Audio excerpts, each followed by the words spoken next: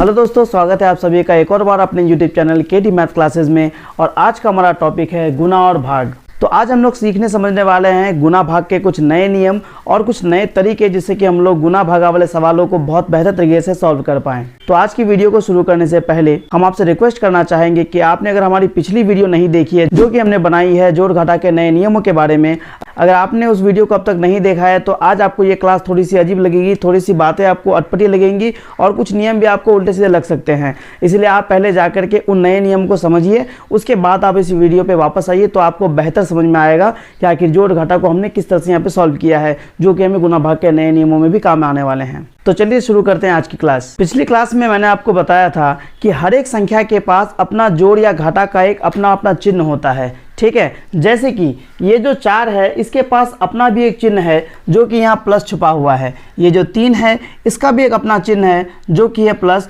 वो इसके सामने छुपा हुआ है। तो आप कहेंगे सर कि ये जो 3 है इसके सामने तो गुना है, तो क्या ये गुना 3 नहीं है? जी नहीं, गुना और भागा जो हैं वो कभी भी एक संख्या के हो नहीं सकते हैं, ठीक है। वो कम से कम 2 संख्याओं के होते हैं, चाहे गुना हो चाहे भागा हो, वो कभी भी किसी एक संख्या के लिए नहीं आ सकते हैं। जैसे कि आपको अगर हम ये कहें कि +3, बिल्कुल भाई +3 लिख सकते हैं आप लोग कहीं पे भी, तो +3 जो है हम लोग 3 को ही लिखते हैं, 3 हो या +3 हो, दोनों बातें एक ही हैं। तो -4 हम लोग लिख सकते हैं, +3 हम लोग लिख सकते हैं, 3 हम लोग लिख सकते हैं, कुछ भी लिख सकते हैं जोड़ घटा में। लेकिन क्या आप कभी देखें कहीं पे लिखा रहे गुना 3? नहीं होगा। क्या कहीं पे अकेले लिखा रहे आपका भागा 4? कभी नहीं देखा होगा आपने ऐसा। क्यों? क्योंकि इससे पहले या तो कोई संख्या होगी या तो कुछ होगा यहाँ पे ज़रूर जो कि उसके सामने लगा रहेगा। तो जो ये गुना होता है और जो भागा होता है, ये दोनों कभी भी किसी एक अकेली संख्या के हो नहीं सकते, ये बंटवारे का होता है, ठीक है। ये जो गुना है ये इन दोनों के लिए है, ये जो भागा का चिन्ह है ये इन दोनों संख्याओं के लिए है। तो जोड़ और घाटा का चिन्ह जो है वो अपना अपना हो सकता है, सबका इंडिविजुअल टू इंडिविजुअल संख्या के लिए हो सकता है, हर एक संख्या का अपना अपना हो सकता है। लेकिन जो गुना और भागा का चिन्ह होता है वो कभी भी किसी एक संख्या का नहीं होता, आसपास की दोनों संख्याओं का होता है। उम्मीद है आपको बात समझ में आ गई होगी। अब आइए हम लोग इस तरह के सवालों को सॉल्व कैसे करते हैं ये समझते हैं। मान लेते हैं कि आप लोग किसी पार्टी फंक्शन में गए हो, किसी निमंत्रण में जो है भोज खाने के लिए गए हो, और आप जो है अपने एल्डर्स के साथ गए हो, बड़े बुजुर्गों के साथ गए हो, आपके साथ आपके पापा हैं, मम्मी हैं, चाचा है, बुआ है, ठीक है, आप इनके साथ गए हो। तो आप बताओ कि मान लो कि वहाँ पे केवल एक कुर्सी खाली है, ठीक है, और आपके पापा और आपके सिस्टर है वहाँ पे, 3 आदमी आप लोग खाना खाने के लिए गए हो, और वहाँ पे चेयर एक खाली है जो कि आपको भी फिलहाल रिसेप्शन में बैठने के लिए कहा गया है कि आप लोग उधर बैठो, लेकिन वहाँ एक चेयर खाली है। आप बताओ कि आप किसको बैठने दोगे? आप जाकर के खुद उसमें बैठोगे या आपके सिस्टर को दोगे, या आप पहले अपने पापा को ऑफ़र करोगे कि पापा आप बैठिए? ऑब्वियस सी बात है कि पापा हमसे बड़े हैं तो हम लोग पहले पापा को ऑफ़र करेंगे कि पापा आप रेस्ट कीजिए पहले, है ना। तो कहने का तात्पर्य ये है कि जब हमसे बड़े खड़े हों तो हम लोग कुर्सी में नहीं बैठते, ये हमारे संस्कार हैं। तो ठीक वैसे ही आप ये समझो कि जो जोड़ है ना ये हो आप, और ये जो घाटा है ये है आपकी बहनें, ठीक है, और ये जो गुना है ना ये आपके ऊपरी जनरेशन के हैं, यानी कि आपसे एक पीढ़ी ऊपर के हैं। एक पीढ़ी ऊपर में कौन कौन आते हैं? मम्मी, पापा, चाचा, ताऊ, बुआ, मामा, मामी, ये लोग आते हैं ना। तो आप गुना को वो मान लो और जोड़ घाटा को आप अपनी जनरेशन मान लो, और भागा के लिए आप समझ ही गए हम क्या कहने वाले हैं, तो वो बात की बात। आइए समझते हैं। देखिए, जब तक सवाल में गुना है तब तक जोड़ और घटा का काम नहीं होगा, यानी कि जब तक पापा को सीट नहीं मिल जाती तब तक आप और आपकी बहन बैठना नहीं चाहोगे। बैड मैनर्स होते हैं ना। चलिए, तो हम लोग क्या करेंगे कि पहले गुना को हम लोग आइडेंटिफाई कर लेंगे कि पापा, चाचा, मम्मी ये लोग बैठे कि नहीं बैठे हैं सब। जैसे कि ये दोनों गुना में हैं, फिर ये दोनों गुना में हैं, फिर ये दोनों गुना में हैं। तो जब तक सवाल में ये गुना है, ठीक है, तब तक जोड़ घटा का काम तो हो नहीं सा रहा। तो पहले अपने को सवाल में जो गुना में है ना उन संख्याओं का गुणनफल निकाल लेना है, फिर अपना काम बन जाएगा। तो पहले अपने को गुना वाली संख्या का गुणनफल ज्ञात कर लेना है। तो जैसे कि 4 गुना 3 है तो 4 × 12 हो जाएगा। बाकी सारी चीज़ें अपने आप उतरते चली जाएंगी, जैसी है वैसी ही। जैसे +2 है तो +2 उतर आएगा, -2 है तो -2 उतर आएगा, प्लस है तो प्लस उतर आएगा। अभी 8 गुना 4 है तो 8 से कितना हो जाएगा? 32। फिर -3 है तो -3 उतर आएगा, प्लस का चिन्ह तो प्लस उतर आएगा। 16 गुना 3 है तो 16 या 48 हो जाएगा, ठीक है। अब जो हमारे पास ये वाली संख्याएँ हैं, ये जो सवाल है हमारे पास, इससे कुछ याद आ रहा है?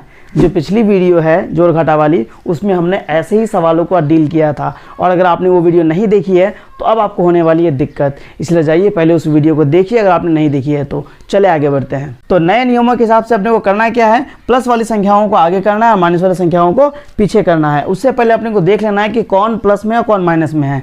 जैसे कि ये आपका 12 प्लस में है, ये 2 प्लस में है, ये 32 प्लस में है और ये 48 प्लस में है। आइए लोग को अलग कर लेते हैं।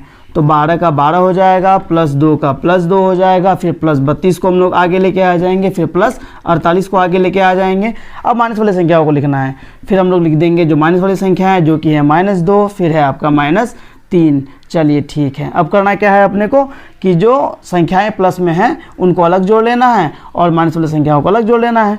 तो ये एक अलग सवाल बन गया, ठीक है, और ये जो है एक अलग सवाल बन गया। तो आइए इन सबको क्या कर लेते हैं, हम लोग जोड़ लेते हैं। तो 8 और 2 10, 10 और 4 14 का 4 हाथ में रहा 1, तो 4 और 4 8, 8 और 1 9, ठीक है। उसके बाद अब देखिए इन सब में सबसे बड़ी संख्या कौन है, 48। 48 का सामने का चिन्ह है प्लस, तो आंसर में लग जाएगा प्लस, लेकिन पहला प्लस दिखता नहीं है तो ये नहीं दिखेगा। अब इन दोनों को अलग सॉल्व करेंगे। तो इन दोनों के पास चिन्ह है माइनस जो कि सेम चिन्ह है, तो सेम चिन्ह है तो जुड़ेगा। तो 3 और तो कितना हो जाएगा 5। अब इन दोनों में बड़ी संख्या है 3, 3 के सामने का चिन्ह है माइनस, तो आंसर में लग जाएगा माइनस। क्यों?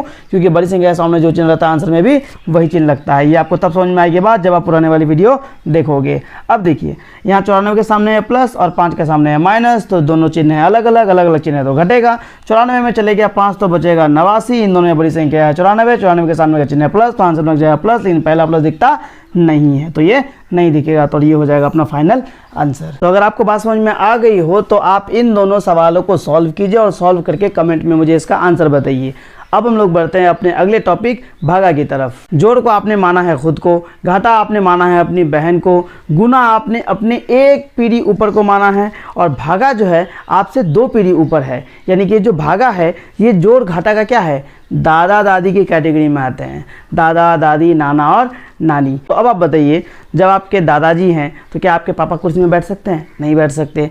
और जब तक आपके पापा है तब तक आप नहीं बैठ सकते। तो पहले कुर्सी जो है दादा दादी को देनी है, उसके बाद पापा मम्मी को, चाचा चाची को, उसके बाद जो बचेगी कुर्सी तो फिर बहन और भाई में लड़ाई करके हम लोग निकाल लेंगे भाई। तो आइए अभी सवाल को समझते हैं कि सॉल्व कैसे करना है, बहुत बेहतर और एकदम आसान भाषा में। सबसे पहले क्या करना है, अपने को खोज लेना है कि कौन कौन सी संख्याएं भागा में है, क्योंकि सबसे पहले अपने को भागा का ही काम करना है ना। तो देखिए ये दोनों संख्याएं भागा में हैं, ये दोनों भागा में हैं, ये दोनों भागा में हैं। तो जब तक भागा है सवाल में तब तक गुना जोड़ और घटा का काम नहीं हो सकता। तो पहले भागा को हम लोग यहाँ से हटाएंगे, ठीक है। बाकी सारी संख्या जैसी हैं वैसी उतर जाएंगी। 12 है तो 12 उतर जाएगा, माइनस है तो माइनस उतर जाएगा। 18 को भागा देंगे 3 से तो 6 बार हो जाएगा, प्लस वैसे का वैसे उतर आएगा। फिर देखिए 16 है तो ये 16 वैसे उतर आएगा, गुना है ये भी वैसे उतर आएगा। 4 को भागा देना है 2 से तो आ जाएगा 2 बार, -7 वैसे ही उतर आएगा, गुना का गुना आ जाएगा। 28 को भागा देंगे 14 से तो 2 बार और -7 का -7 हो जाएगा। चलिए आपने भागा की संख्याओं को खोज लिया और उनको कर दिया समाप्त। अब देखिए ये जो सवाल बना आपके सामने ये वैसा ही नहीं है जो हमने अभी 2 मिनट पहले सॉल्व किया था गुना वाले टॉपिक में। तो अब आपको जो है ये बड़ा आसान लग रहा होगा कि सर अब क्या करना है, अब हम लोग जो है गुना को खोज लेंगे, कौन कौन संख्या है गुना में उसको सॉल्व कर देंगे। बिल्कुल सही बात है। 12 - 6 प्लस ऐसे उतर आएगा, उसके बाद 16 गुना 2 करेंगे तो 32 आ जाएगा, माइनस का माइनस आ जाएगा। 7 गुना 2 करेंगे तो 14 आ जाएगा और -7 का -7 हो जाएगा। तो लीजिए सर आपने गुना को भी ख़त्म कर दिया, भागा को भी ख़त्म कर दिया। अब आपके पास बचा क्या, जोड़ और घटा, जो कि हम लोग के पिछली वीडियो का टॉपिक था।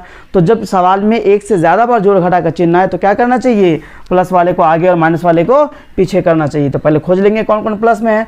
ये 12 के सामने कुछ नहीं है, मतलब कि यहाँ प्लस छुपा हुआ है, यानी कि ये 12 भी प्लस में है, ये 32 प्लस में है, बस ये दोनों संख्या ही प्लस में है, बाकी सब माइनस में। तो इसको आगे कर देंगे हम लोग। तो क्या हो जाएगा, 12 का 12 प्लस 32 का प्लस 32। अब माइनस वाली संख्याओं को लिखेंगे जो कि है -6, -14 और -7। चलिए अब हमारे पास 2 अलग अलग सवाल हैं, एक प्लस वाला सवाल है और एक माइनस वाला सवाल है, ठीक है। तो दोनों को हम लोग अलग अलग सॉल्व करेंगे। तो 12 के सामने का चिन्ह है प्लस और 32 के सामने का चिन्ह है प्लस, तो दोनों संख्याओं के चिन्ह क्या है, समान है और समान चिन्ह तो जोड़ना है। तो यानी कि 32 और 12 कितना हो जाएगा, 44। अब इन दोनों में बड़ी संख्या कौन है 32, 32 के सामने का चिन्ह है प्लस, तो आंसर में लग जाएगा प्लस, लेकिन पहला प्लस दिखता नहीं है तो उसको हम लोग हटा देंगे। 6 भी माइनस में है, 14 भी माइनस में है और 7 भी माइनस में है, तो तीनों संख्याओं का चिन्ह क्या है माइनस है, यानी तीनों संख्याएं समान चिन्ह में है और समान चिन्ह में संख्याएं जुड़ती है, तो 14 और 6 20 और 7 27। अब इन तीनों में बड़ी संख्या कौन है सबसे, वो है 14, 14 के सामने का चिन्ह है माइनस, तो आंसर में लग जाएगा माइनस। क्यों, क्योंकि बड़ी संख्या के सामने में जो चिन्ह रहता है आंसर में भी वही चिन्ह लगता है। अब हम इसको सॉल्व कर लेंगे, तो 14 में से 7 गया तो बचेगा 7, 3 में गया 2 बचेगा तो 1, इन दोनों में बड़ी संख्या है 44, 44 के सामने का चिन्ह है प्लस, तो आंसर में लग जाएगा प्लस, लेकिन पहला प्लस दिखता नहीं है तो इसका भी नहीं दिखेगा और इसका भी नहीं दिखेगा, और इसको आप लोग मिटा दीजिए भाई, सिंपल। ये तो आपको समझाने के लिए था बस। उम्मीद करते हैं कि आपको गुना भागा समझ में आ गया होगा। अगर आपको बात समझ में आ गई हो तो इन दोनों सवालों को आप इन्हीं नियमों के तहत सॉल्व कीजिए और सॉल्व करके इसका आंसर मुझे कॉमेंट में बताइए। तो हमने जो है जोड़ घटा के नए नियम समझ लिए, गुना भागा के भी नियम समझ लिए, और अब अपना अगला टॉपिक है का, जिसको हम लोग समझेंगे अगली वीडियो में। और तब तक जो है आप इन दोनों नियमों को प्रैक्टिस कीजिए, गुना भागा के नियमों को भी और जोड़ घटा के नए नियमों को भी प्रैक्टिस कीजिए। अगर इनमें आपका कोई भी डाउट है तो उसको कमेंट बॉक्स में पूछिए, कमेंट खुला है भी, बिंदास कमेंट कीजिए। और इस वीडियो के बारे में भी आप बताइए कि आपको वीडियो कैसी लगी, हमारे समझाने का तरीका कैसा लगा, अगर हमें कुछ इंप्रूव करना है तो वो भी आप हमें बताइए। क्योंकि यार जब तक आप लोग ये नहीं बताओगे कि हमें दिक्कत क्या है तो हम लोग उसका सुधार करेंगे कैसे। तो मिलते हैं हम लोग अगली वीडियो में, तब तक के लिए सभी को जय हिंद, जय भारत।